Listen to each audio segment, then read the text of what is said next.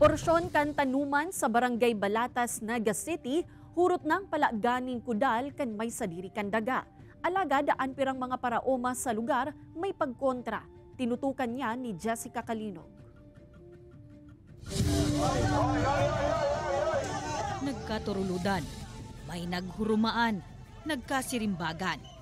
Iyan ang naging eksena sa Sitio Iwid, Barangay Balatas, Naga City, pasado alas 11 ninuudto kan Agosto 27. Embuelto sa komosyon ang pirang mga paraoma asin residente sa lugar. Asin ang pigpuunan, ang pagpalaagnin kudal kan may sadiri sa haros pirang dekada ng piguumahan asin pigtatanuman kan mga paraoma. Sanda mamang girarita, bako may man po ma'am ni. Mientras dahil pagkaipuan, gagamitan may man napapakinabangan mi. Itong pagkudal, sir, habunin do ko ta nakata. Abo kami. Ako nilaog kinudal po kami igdi. Dahil na kami makakaumay di.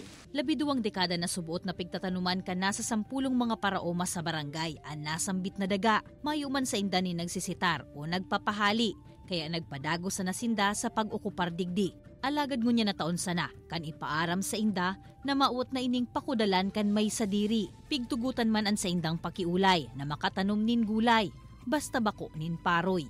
Sa atubangan niya rin kapitan sa barangay, disiplina kasurundo, nagpirma kami 10. Hindi ako nang ano nagkarabot ka ng iba kong kairiba, ta ako sana ang dae nag-iro kang daga na talagang si pinirmahan ko, pinanindugan ko. Di sa iba, nagtaranom na may paroy, mga paroy na. Nag-anggot ni si bako may si pig-urulayan mi. O, diyan na nagpuo, na nagpursige na siyang pakudal. Nagsayuma naman na magtao panin komento ang nagre-representar kan may sadiri kan daga dapit sa insidente.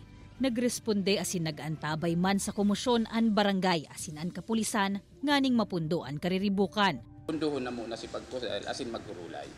And niwala naman po sila na magkaigwa mo ng urulay.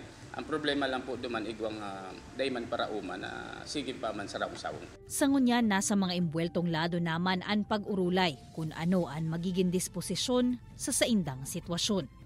Kaibanan si Carlo Abonita, Jessica Calinog, Balitang Bicolandia.